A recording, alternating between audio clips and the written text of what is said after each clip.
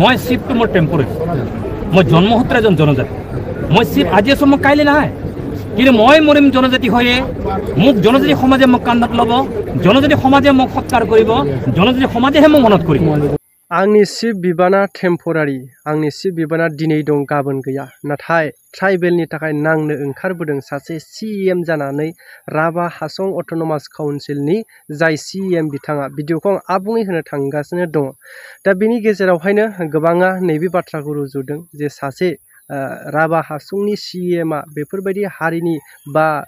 ट्राइबेलनि थाखाय गसंथानो हादोंब्ला जोंनि बिटिसिनि सीएम हाग्रामा महिलारिया मानो गसंथानो हाया नैबेबायदि गोबां सोंथि खालामदों रायजो राजाफ्रा मा सानो आं बेवहाय जेबो बुंनाय नङा दे नोंथांमोनानो कमेन्ट खालाम मा सानो आङो बुङोब्ला निजे सोरनिबा सायाव नांहैनो हागौ बेनिखायनो आं जेबो बुंनो साना नोंथांमोनानो कमेन्ट खालाम आरो गुबुन फारसेथिं इउपिपिएलआबो सरकार थानाय समावहाय बे 6था जनगोष्ठीनो एसटि होनो थाखाय राजि दंमोन दिनै मानो बिथांमोनखौ बुङालासिनो हाग्रामा महिलारिखौल' बुंबाय थादों गोबाङा नैबेबायदिबो सावरायदों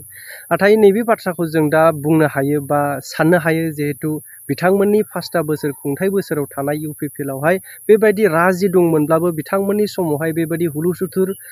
दाबिनाय नांथारगौ होननानै नैबे समनि थासारिया फैयाखैमोन नाथाय दा फैयै फैयै हाग्रामा महिलारि बिथांनि खुंथाय समाव बिराद जुलुमै जाफैबाय दा बेनिखायनो निस्सय बिथांनि सायाव मोनसे नोजोर गोलैदों जे बिथांनि बेबायदि राजखान्थियारिखौ आबुं खालामनो गावनि गोहोखौ बांहोनो बेबायदि जासिनाय टाइपखौ नोजोर बोनानै गोबाङा दुखु मोनदों बुंदों हाग्रामा महिलारिया एसटिनि हेंथा नैबेबायदि माखासेखिनि जे ट्राइबेलखौ फोजोबस्रांनो हेफाजाब होदों बेबायदि बाथ्रा ओंखारनायखौ जों नुनो मोनदों आरोबाव मा सानो रायजो राजाफ्रा कमेन्ट खालामदो भिडिअखौ जोबजासिम नायदो